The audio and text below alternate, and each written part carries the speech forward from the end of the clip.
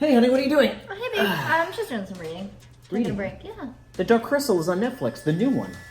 Oh, gosh, yeah, I remember you told me about that. That's the one with David Bowie and the bog and the maze. They steal the baby. You know, like, dance, magic, dance. Wait, no, that's Labyrinth. That's a completely different movie. Okay. But I thought it was the... No, here's what we're going to do, okay? I want you to dream fast with me, and I'll show you. Okay. Trust me, it's safe.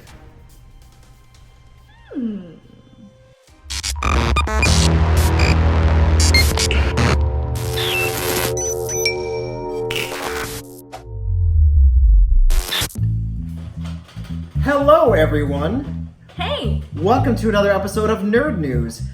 You're probably wondering who this is. To my left, you're right. This is my wife, Jennifer Chavez. It's true. You put a ring on it. I did. And in this episode, you probably guessed what we're going to be talking about. Not the Labyrinth. The one with David Bowie. Not the Labyrinth!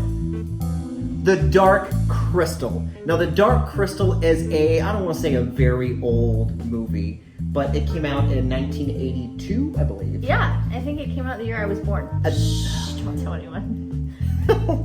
Now, this movie has been a longtime favorite of mine because there is a gentleman that was involved in the making of this called... Kermit the Frog? Actually, that's kind of close. He does his voice. So, Jim Henson! And for those who don't know who Jim Henson is, who is Jim Henson to the uneducated, younger viewers? Well, to me, Jim Henson is like the alchemist of my childhood. He was responsible for The Muppets, for Fraggle Rock, which is one of my favorites, Labyrinth, which is the topic of this entire talk today. Not the Labyrinth! But this is gonna be so fun to edit. I'm so excited to edit this. Let's talk about the Dark Crystal. Oh, I love you. Also, I've realized there's a lot of people that don't know what the Dark Crystal is. They haven't even seen the original 1982 version. I know, hard to believe, right? Hard to believe. So for those who don't know what the Dark Crystal is, what is the Dark Crystal? like the movie, like or the so I'm guessing it's probably like an igneous rock, or like maybe it could be like a sedimentary or metamorphic, but it's probably igneous. So the Dark Crystal.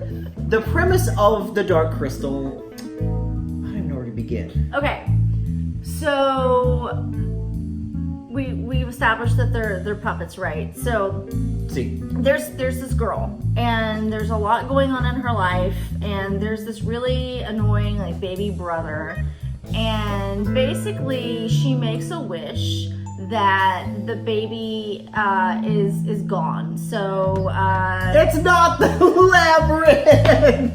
Alright, let's try this one more time. Please explain the premise of the Dark Crystal. okay, so there are these heroes, and they're on a journey, right? And so you have one that's kind of big and hairy, and then you have one that, like, I think he thinks he's like a knight, and he has like a sword, and then you have a girl, and they go through this bog.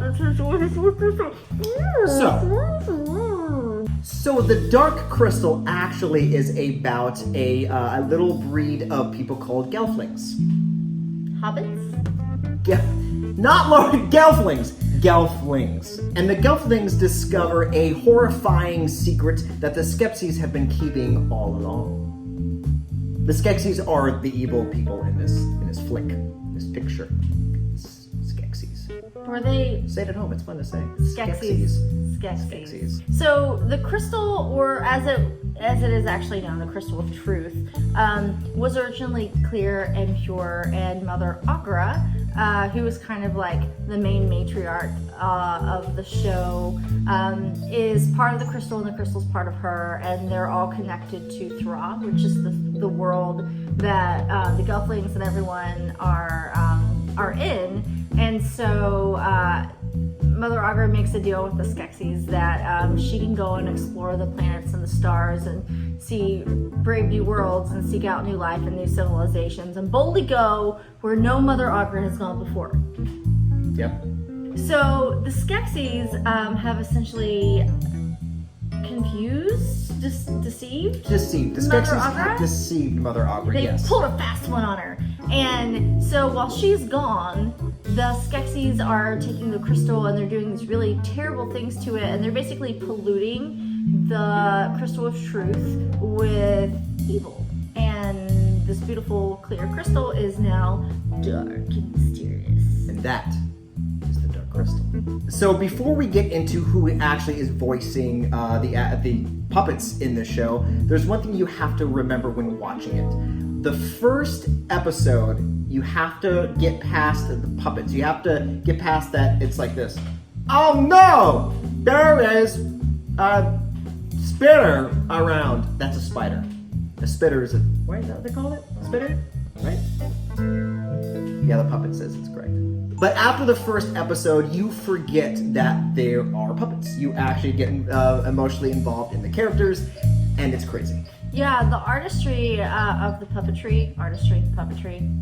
Yeah, go with it. Anyway, the artistry that goes into the show is just amazing. Like the quality of the puppets. I always thought that they were really cool in the older version. This is actually a prequel to Yes. the '82 version, but the artistry is just incredible, and like the cinematography on top of all of that, the way that it's shot.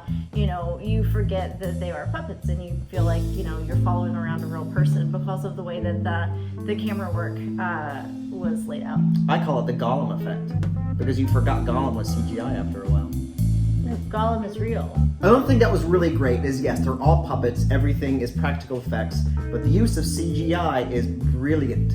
Little tiny touches, like the Skeksis, they have like this reptilian type face, but the only thing that's CG on them is their tongues. Oh, you know what other character I really liked was there's like so many really, really cute creatures. Like there are these little dog, puffy, triple looking things that roll around and their mouths are bigger than their whole bodies. But there's also this really cute like furry worm with like a little jacket on. And then there's like this troll looking thing which actually interacts with one of the girls at one point and like sends her in the wrong direction. But it's really because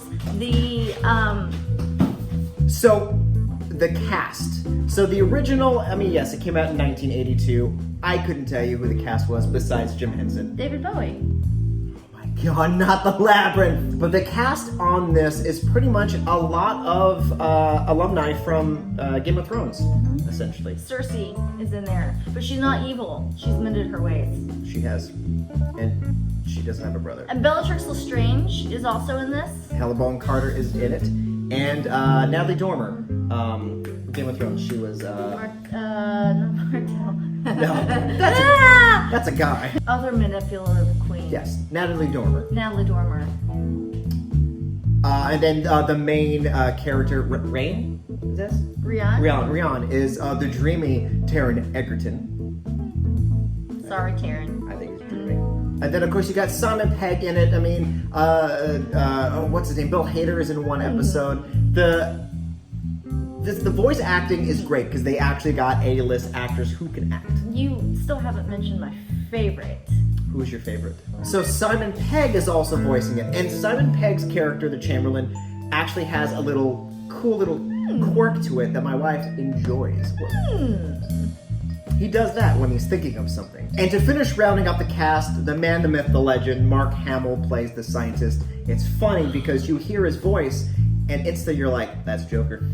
There's the Joker. Oh, Luke. The Joker. I love you dearly. Another thing that was kind of neat about this, after we watched the show and then we watched the movie, there is a documentary that's on YouTube. I'll post it in the description below, and it has some really neat Easter eggs for the fans. I don't want to tell you because it's pretty cool. Oh, is this the thing about the baby in Labyrinth? But no, really. Yes. There was a thing about the Don't thing about say the baby. that. But the baby survives. Like the baby survives. Yes, he had full child support and everything, so he's good. He grows up and has a full, happy, productive life, and he contributes to society. So a little disclaimer when watching this show. Make sure your little offspring isn't in the room on certain scenes because it gets a little dark. Like the crystal. That's right, it gets a little real.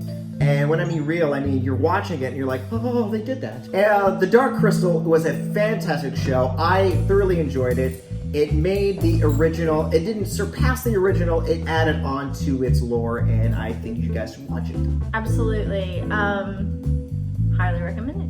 So if you're a fan, if you've seen it, if you just want to know a little bit more about the Labyrinth or the Dark Crystal, let us know in the comments below and we will answer you ASAP. And remember, the Labyrinth and the Dark Crystal are 2 separate movies.